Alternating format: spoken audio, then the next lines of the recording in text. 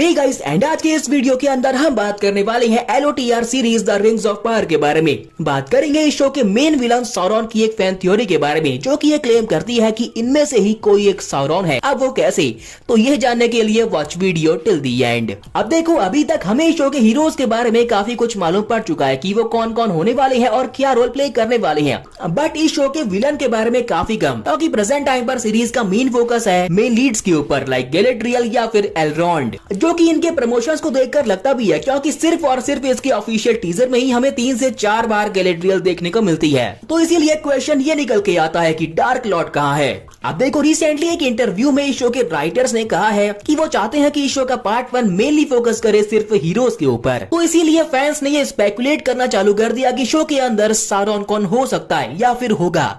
तो कुछ थ्योरीज के अकॉर्डिंग शो के अंदर सौरॉन एक अलग ही रोल में अपीयर होगा, बाद में ये रिवील करने के लिए कि यही डार्क लॉर्ड है, जैसा कि द व्हील ऑफ टाइम के एंड में किया था। हालांकि वो बस डार्क वन का सर्वेंट था। तो ऐसे में फैंस का एक पूरा शक जाता है हेलब्रांड के ऊपर, जो कि इस शो का एक ओरिजिनल मेल लीड है, यानी कि इसे शो के मेकर्स ने ही क्रिएट किया है, ये बुक के अंदर एग्जिस्ट नहीं करता है। अभी शो की स्टोरी के अकॉर्डिंग हेलब्रांड एंड गैलेड्रियल साथ में पेयर अप होते हैं जब दोनों ही समंदर में रास्ता भटक जाते हैं। और रिसेंट टाइम पर जो र्यूमर है, तो उनके हिसाब से हेलब्रांड एक डिसऑनेस्ट और सेल्फिश टाइप का बंदा है, यानी कि इस पर भरोसा नहीं कर सकते। तो ऐसे में इस पर शक और गहरा होता है कि यही मे बी सौरॉन है या फिर डार्क लॉर्ड का एक फेथफुल सर्वेंट। अब देखो, सौरॉन के बारे में ये बात काफी कम लोग जानते हैं कि सेकंड एज की शुरुआती 500 सालों तक वो छुपा रहा, इस डर से कि उसे सरेंडर करना पड़ेगा अपने उन कांडों के लिए जो कि उसने फर्स्ट एज में अपने डार्क लॉर्ड मॉर्गोथ के साथ मिलकर किए थे। और सब जानते हैं कि फर्स्ट एज के एंड में हुआ क्या, मॉर्गोथ का सफाया और उसके सारे चेले चपाटे मार दिए गए, एक्सेप्ट सौरॉन जो कि उसका सेकंड इन कमांड था।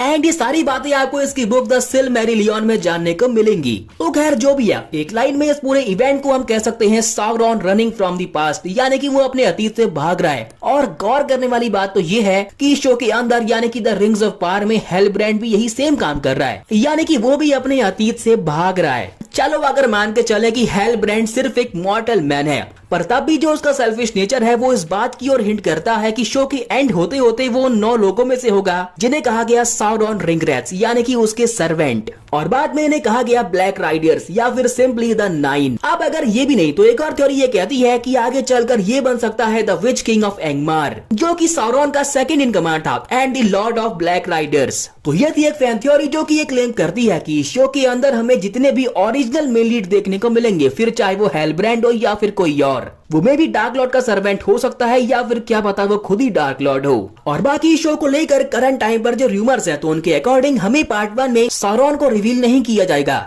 क्योंकि इस सीरीज का मेन फोकस रहेगा हीरोज पर और उनको बिल्ड करने में। बाकी तो शो को देखने के बाद ही मालूम पड़ पाएगा। बाय द वे, आप में से कौन कौन इस शो के लिए वेट कर रहा है, तो नीचे #सौरॉन कमेंट करना मत भूलना। तो बस फिर आज के लिए इतना ही, और अगर गलती से भी वीडियो अच्छा लग गया हो तो लाइक, सब्सक्राइब एंड शेयर, क्योंकि आप में से कुछ लोग तो करते हैं और कुछ नहीं करते। तब तक के लिए बाय बाय, टेक केयर, जय हिंद, जय भारत।